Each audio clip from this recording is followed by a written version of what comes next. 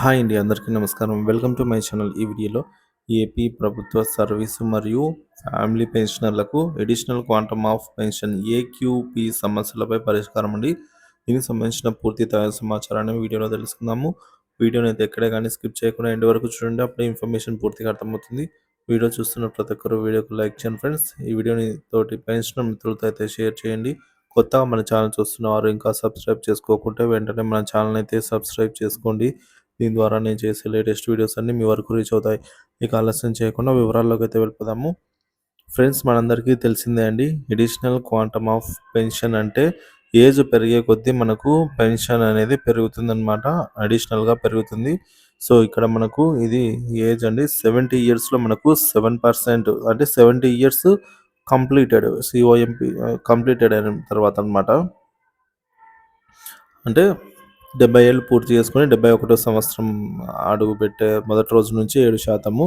యాక్చువల్‌గా ఇది మనకు ఇదివరకు 10% అయితే ఉండేది. దీన్ని పునరుద్ధరించాలి అని అయితే కోరుతున్నారు. ఇక్కడ మనకు 75 సంవత్సరాలు పైబడిన వారికి ఇదివరకు 15% ఉండేదండి.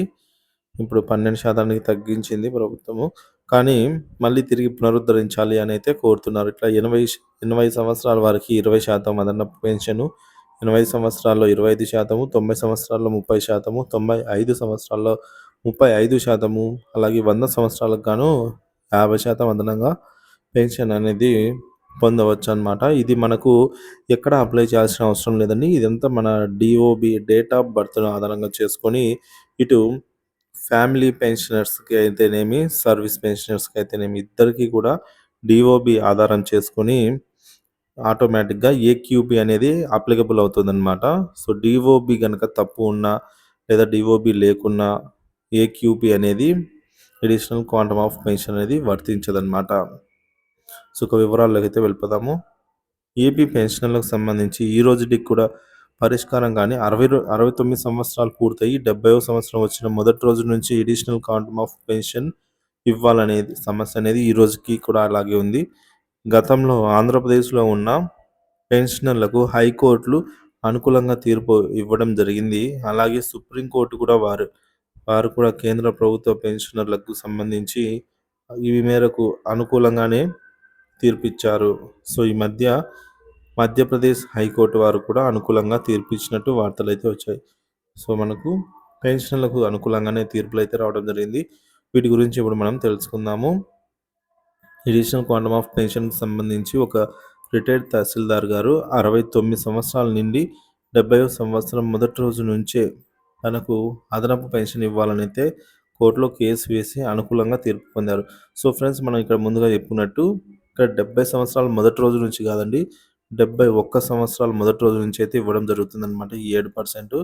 అలా కాదు, మాకు 70 సంవత్సరాల మొదటి రోజు నుంచే కావాలని అయితే కోర్టులో కేసు వేసి ఒకరు గెలుపొందారనమాట. అనుకూలంగా తీర్పైతే పొందారు. ఈ తీర్పు వారికి మాత్రమే అమలైంది. ఈ తీర్పును మిగిలిన అర్హత గల పెన్షనర్లకు అమలు చేయడంలో రాష్ట్ర పెన్షనర్ల సంఘాలు ఫాలో అప్ చేయలేదు లేదా కోర్టుకు వెళ్ళడానికి సిద్ధపడలేదు. ఈ కారణం చేత అర్హత గల పెన్షనర్లు రాష్ట్ర వ్యాప్తంగా సంవత్సరం పెన్షన్ కోల్పోతున్నారనమాట. అంటే 70 ఏళ్ళకి రావాల్సింది 71 సంవత్సరానికి వస్తుంటే ఇక్కడ సంవత్సరం పెన్షన్ కోల్పోతున్నట్టు అడిషనల్ పెన్షను. సో ఈ తీర్పు రావడానికి ముఖ్య ఆధారము కేంద్ర ప్రభుత్వ పెన్షన్ గౌహతి హైకోర్టు మరియు సుప్రీంకోర్టు ద్వారా అనుకూలమైన తీర్పు అయితే పొందారు. కేంద్ర ప్రభుత్వ పెన్షనర్ తనకు 79 సంవత్సరాలు నిండి 80వ సంవత్సరం మొదటి రోజు నుంచి అడిషనల్ క్వాంటమ్ ఆఫ్ పెన్షన్ మంజూరు చేయాలని గౌహతి హైకోర్టులో కేసు వేశారు.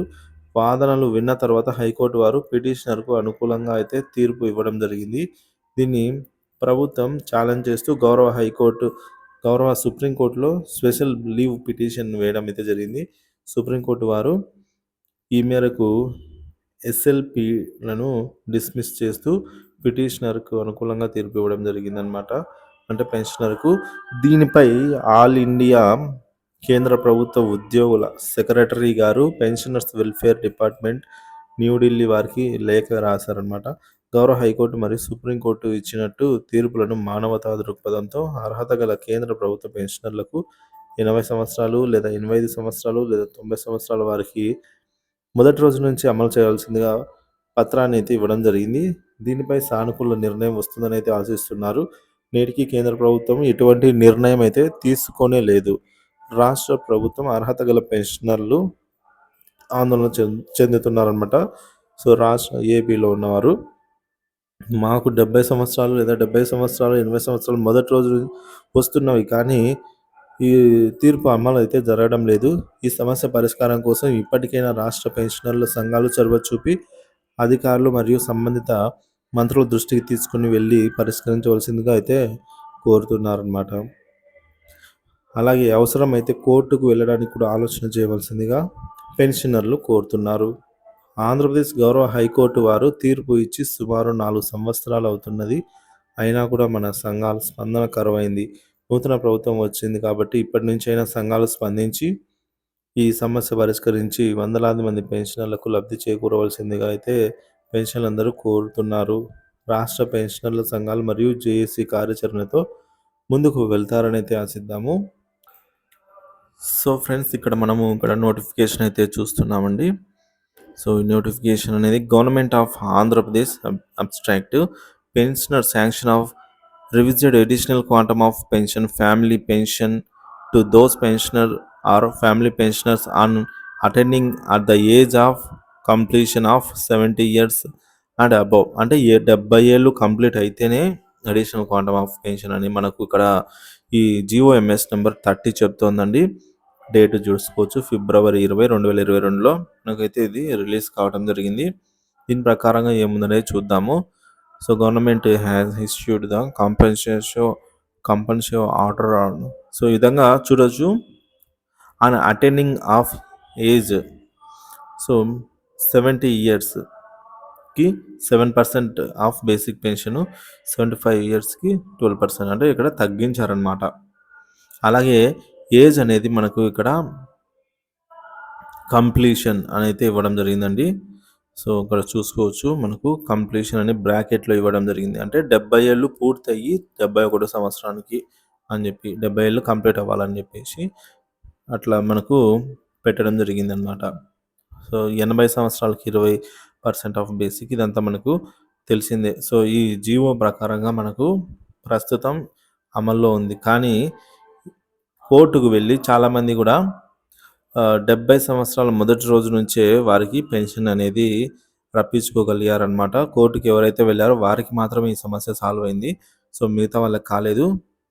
ఏదైతే మనకు ఈ మేరకు కమ్యూటేషన్ రికవరీ సమస్య ఏదైతే ఉందో, కమ్యూటెడ్ వాల్యూ ఆఫ్ పెన్షన్ అనేది, సో అదేవిధంగా ఈ ఏక్యూపీ కూడా త్వరలోనే అడిషనల్ క్వాంటమ్ ఆఫ్ పెన్షన్ సంబంధించి కూడా త్వరలోనే సమస్య సాల్వ్ అవ్వాలని అయితే ఆశిద్దాము.